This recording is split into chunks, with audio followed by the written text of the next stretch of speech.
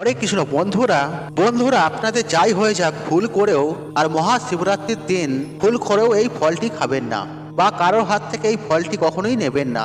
আর এতে আপনার ঘর পরিবার এমনকি আপনার ব্রতও নষ্ট হয়ে যাবে আর আপনি ভগবান শিবের কৃপা থেকে বঞ্চিত হবেন।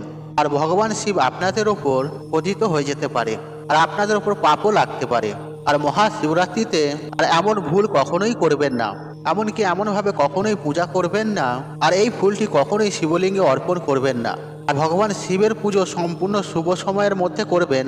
বন্ধুরা যদি আপনারা ভগবান শিবকে মানেন বা তার পূজা করেন তাহলে বন্ধুরা আজকের এই ভিডিওটি প্রথম থেকে শেষ পর্যন্ত মনোযোগ সহকারে দেখুন, এতে আপনার ভাগ্য খুলে যাবে। বন্ধুরা মহাশিবরাত্রির শুভ মুহূর্তে আপনি কখনোই এই 5টি ভুল করবেন না, এতে আপনার জীবনে নানান রকমের সমস্যা বাধা বিঘ্ন অর্থকষ্ট দেখা দিতে পারে। এই দিন ভগবান শিব ও মাতা পার্বতীর পূজা শুভ মুহূর্তে করবেন। তবে চলুন বন্ধুরা জেনে নেওয়া যাক আর মহাশিবরাত্রির দিন কোন 5টি ভুল কখনোই করা উচিত নয় যাতে ভগবান শিব ক্রোধিত হয়ে যেতে পারে।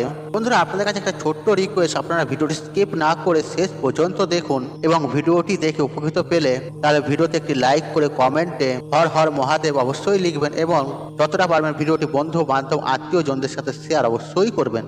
বন্ধুরা মহাশিবরাত্রির দিন আপনারা ব্রহ্ম মুহূর্তে ঘুম থেকে উঠবেন, তারপর আপনার বাড়ির নিত্য কাজকর্ম সেরে নেবেন এবং স্নান করে নেবেন, এমনকি শুদ্ধ পরিষ্কার বস্ত্র ধারণ করবেন। তারপর শুভ সময়ের মধ্যে শিবলিঙ্গের পূজা করবেন। হ্যাঁ বন্ধুরা ভগবান শিবের পূজা করবেন, শিবলিঙ্গে দুধ জল অর্পণ করবেন আর এই দিন ভগবান শিবের ধ্যান করবেন, ভগবান শিবের নাম জপ করবেন আর ওং নমঃ শিবায় এই মন্ত্রটি যতবার পারবেন আপনি জপ করবেন। আর এই দিন যদি আপনি ব্রত রাখেন তাহলে সম্পূর্ণ না খেয়ে থাকবেন। চলুন বন্ধুরা এবারে জেনে নেওয়া যাক আর মহাশিবরাত্রির শুভ দিনে কোন ভুলগুলি কখনোই করা উচিত নয় যাতে ভগবান শিব পতিত হয়ে যেতে পারে। আর মহাশিবরাত্রির পবিত্র দিনে যাই হয়ে যাক ভুল করেও আপনারা মাছ মাংস রসুন ডিম এই আমিষ আহার কখনোই মুখে তুলবেন না, এমনকি মদ্যপানও করবেন না। বন্ধুরা যদি আপনারা মহাশিবরাত্রির দিন এই জিনিসগুলি যদি আপনারা খান বা আপনার বাড়িতে আপনি যদি আনেন তাহলে ভগবান শিবের আশীর্বাদ কখনোই থাকবে না আপনাদের ওপর। আর মহাশিবরাত্রির পবিত্র দিনে বন্ধুরা আপনারা অবশ্যই কিন্তু নিরামিষ আহার গ্রহণ করবেন। হ্যাঁ যারা ব্রত রাখবেন না তারা কিন্তু নিরামিষ আহার গ্রহণ করবেন, আর যারা ব্রত রাখবেন নির্জলা উপবাস থাকবেন আর দিনের বেলায় কিন্তু বিছানায় শোবেন না বা ঘুমাবেন না। এতে কি হবে বন্ধুরা, যারা ব্রত রাখবেন না তারাও কিন্তু বেলা অবধি বিছানায় শুয়ে থাকবেন না, এতে আপনাদের ভাগ্য কিন্তু ঘুমিয়ে পড়বে আর ভগবান শিব আপনাদের ওপর ক্রোধিত হয়ে যাবে। আর মহাশিবরাত্রির দিন ডাল চাল আটা ময়দার তৈরি এরকম কোনো জিনিস খাবেন না। মহাশিবরাত্রির দিন যদি ভগবান শিবকে প্রসন্ন করতে চান তাহলে বন্ধুরা কখনোই ভুল করেও কালো রঙের বস্ত্র ধারণ করবেন না, আর যত পারবেন গেরুয়া বা লাল রঙের বস্ত্র ধারণ করবেন, অত্যন্ত শুভ ও মঙ্গলকারী মানা হয়। আর মহাশিবরাত্রির পবিত্র দিনে শুধু স্বামী স্ত্রীতে শারীরিক সম্বন্ধ করবেন না, অন্যথা আপনাদের ওপর ভগবান শিব ক্রোধিত হয়ে যেতে পারেন। এই দিন যতটা পারবেন আপনাদের স্বার্থ সামর্থ্য মতো দান পূর্ণ করবেন। আর মহাশিবরাত্রির পবিত্র দিনে ভুল করে এই জিনিসগুলি শিবলিঙ্গে অর্পণ করবেন না, তা নাহলে সারা জীবন আপনাকে দুঃখ কষ্ট দারিদ্রতা ভোগ করতে হবে, এমনকি আপনার ব্রত নষ্ট হয়ে যেতে পারে। ভগবান শিব আপনার ওপর ক্রোধিত হতে পারে। আর ভগবান শিব যদি একবার ক্রোধিত হয়ে যান আপনার ওপর তাহলে আপনার জীবন কিন্তু জ্বলে পুড়ে ছারখার হয়ে যাবে। বন্ধুরা ভুল করেও শিবলিঙ্গে তুলসী পাতা অর্পণ করবেন না। আর পৌরাণিক কথা অনুসারে এই তুলসী মাতাকে মা লক্ষ্মীর স্বরূপ মানা হয়। আর মাতা লক্ষ্মী দেবী হলেন ভগবান শ্রী বিষ্ণুর অর্ধাঙ্গিনী। আর ভগবান শালিগ্রাম শিলায় তুলসী প্রয়োগ করা হয়, আর এই কারণে শিবলিঙ্গে তুলসী পাতা অর্পণ করা বর্জিত রয়েছে। আর তুলসী পাতা শিবলিঙ্গে অর্পণ করলে তাহলে আপনি মহাপাপের ভাগীদারি হবেন। তাই বন্ধুরা এমন ভুল কখনোই করবেন না। দ্বিতীয় বস্তুটি হলো বন্ধুরা সিঁদুর। হ্যাঁ বন্ধুরা, আর সিঁদুর হলো এক প্রকারের শৃঙ্গার, আর ভগবান শিব হলেন বৈরাগী মহাকাল। তাই এই কারণে কখনোই ভুল করেও শিবলিঙ্গে সিঁদুর অর্পণ করা উচিত নয়। 3 নম্বর, মহাশিবরাত্রিতে যত পারবেন গেরুয়া রঙের বস্ত্র ধারণ করবেন, এতে ভগবান শিব অত্যন্ত প্রসন্ন হবেন। আর এই দিন কালো রঙের বস্ত্র থেকে দূরে থাকবেন। আর কালো রঙের বস্ত্র পরে কখনোই শিবলিঙ্গে পূজা করবেন না, এমনকি মন্দিরেও যাবেন না।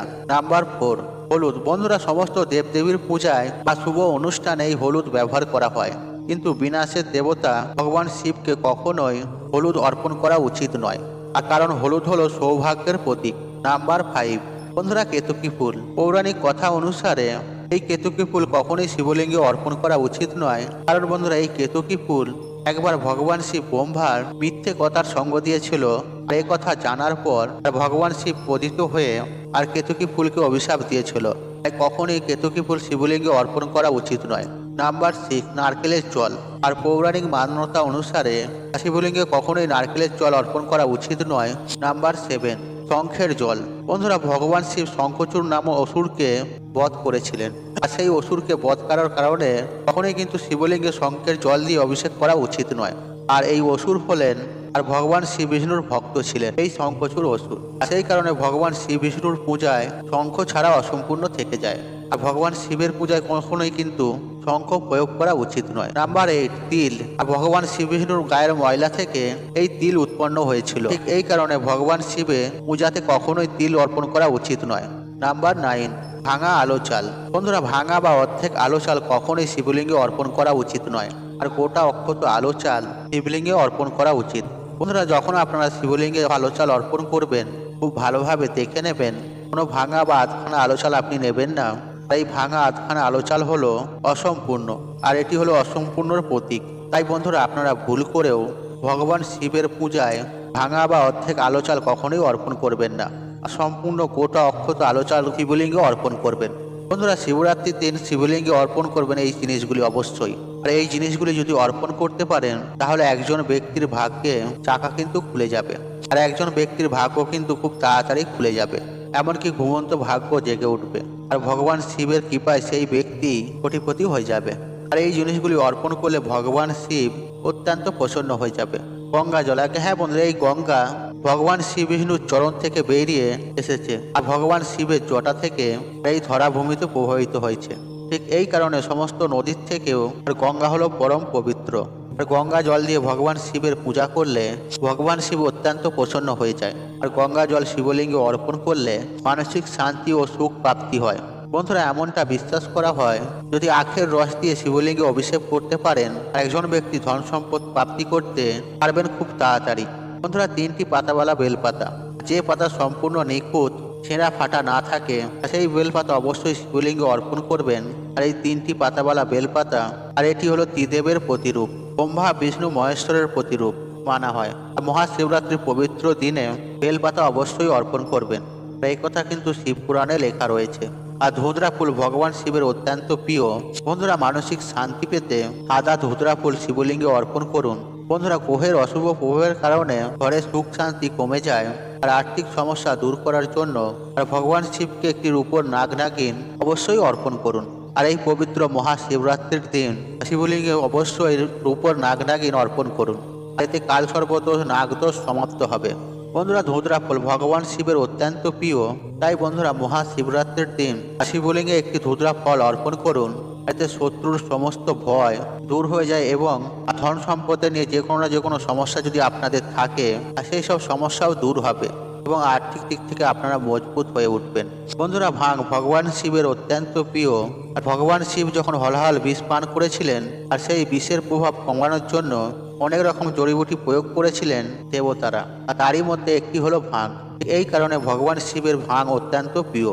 আর মহাশিবরাত্রির দিন ভাঙের পাতা পিষে বা ভাং দুধের সঙ্গে মিশিয়ে আর শিবলিঙ্গে অর্পণ করলে অনেক রকম রোগব্যাধি থেকে মুক্তি পাওয়া যায়। বন্ধুরা, এবার জেনে নিয়ে যায় এমন কোন জিনিস যে মহাশিবরাত্রির দিন অবশ্যই একটু হলে মুখে তুলবেন, অর্থাৎ খেতে হবে। আর মহাশিবরাত্রির দিন যদি আপনারা এই জিনিসটি একবার খেতে পারেন তবে সারা বছর এত অর্থ আসবে যে আপনাদের ধারণার বাইরে। বন্ধুরা, মহাশিবরাত্রির দিন ভগবান শিবের অত্যন্ত প্রিয় এই বেল ফল যদি আপনারা পেয়ে যান তবে সেই ফল সবার প্রথমে শিবলিঙ্গে অর্পণ করবেন।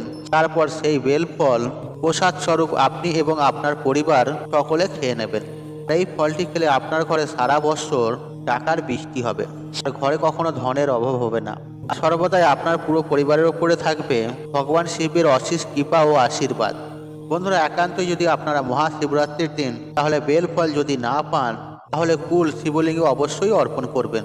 তারপর পূজার শেষে সেই কুল আপনারা আর প্রসাদ স্বরূপ আপনি এবং আপনার পরিবারকে বিতরণ করবেন। আর এই ফলটি খেলে আপনার ব্রত কিন্তু সম্পূর্ণ হয়ে যাবে। এই মহাশিবরাত্রির পবিত্র দিনে সবুজ আঙুর ও কলা শিবলিঙ্গে অর্পণ করবেন।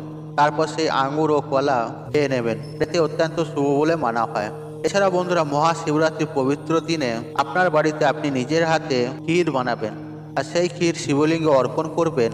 তারপর পূজার শেষে সেই ক্ষীর প্রসাদ স্বরূপ আপনি খেয়ে নেবেন এবং আপনার পরিবারের প্রত্যেককে খাওয়াবেন। এতে পরিবারের প্রত্যেকটি সদস্যর মধ্যে প্রেম ভালোবাসা বজায় থাকে আর ধন সম্পদ প্রাপ্তি করতে পারবেন। মাতা লক্ষ্মী দেবী আপনাদের উপর আকর্ষিত হবে। বন্ধুরা, বিশ্বাস করুন, আপনি জীবনে কোটিপতি হয়ে যাবেন আর আপনার কোটিপতি হতে বেশি সময় লাগবে না। আর ভগবান শিবের আশীর্বাদ আপনার এবং আপনার পরিবারের উপর সর্বদাই বজায় থাকবে। বন্ধুরা, শিব পুরাণ অনুসারে মহাশিবরাত্রির পবিত্র দিনে একটু হলে ভাং অবশ্যই খাবেন। আর ভাং খেলে আপনার ব্রত সম্পূর্ণ হয়ে যাবে। আপনার ব্রতের সম্পূর্ণ ফল আপনি প্রাপ্তি করতে পারবেন। আর যদি আপনি ভাং না খেতে পারেন তাহলে সামান্য একটু ভাং হাতে তুলে নেবেন। তারপর সেই ভাং আপনি আপনার জিভে ঠেকিয়ে নেবেন। এতে বন্ধুরা আপনার ব্রত কিন্তু একদম সম্পূর্ণ হয়ে যাবে। বন্ধুরা, যে ফলটি আপনারা মহাশিবরাত্রির দিন ভুল করেও খাবেন না, আর সেই ফলটি হলো নারকেল। আগে হ্যাঁ বন্ধুরা, আপনারা একেবারে ঠিকই শুনেছেন। আর এই নারকেলের উৎপত্তি সমুদ্র মন্থন থেকে হয়েছিল। আর এই নারকেলের প্রতিরূপ হলো মাতা লক্ষ্মী দেবী। তাই আপনারা যদি শিবলিঙ্গে নারকেল বা নারকেলের জল অর্পণ করেন, এতে কি হয়, মাতা লক্ষ্মী দেবীকে শিবের হাতে তুলে দেওয়া হয়। আর মাতা লক্ষ্মী দেবী হলেন ভগবান বিষ্ণুর পত্নী। তাই বন্ধুরা আপনারা ভুল করে মহাশিবরাত্রির দিন নারকেল ভুলেও খাবেন না আর নারকেলের জল শিবলিঙ্গে অর্পণ করবেন না। বন্ধুরা, আশা করছি এই ভিডিওটি আপনাদের ভালো লেগেছে। তাহলে ভিডিওতে একটি লাইক করুন, কমেন্ট করুন, শেয়ার করুন এবং বন্ধু বান্ধব আত্মীয়জনদের সাথে শেয়ার অবশ্যই করুন। মনে রাখবেন, আপনার একটি শেয়ার অনেক মানুষকে উপকৃত করে তুলতে পারে। আর আপনি যদি আমার চ্যানেল নতুন হয়ে থাকেন তাহলে চ্যানেলটাকে সাবস্ক্রাইব করুন, পাশে থাকুন অন রাখুন, কারণ নিত্য নতুন ভিডিও সবার আগে দেখার জন্য। ঈশ্বর আপনার মঙ্গল করুক। আপনি সুস্থ থাকুন, নিরোগ, আপনার দিন মঙ্গলময়। হরে কৃষ্ণ কৃষ্ণ কৃষ্ণ হরে হরে।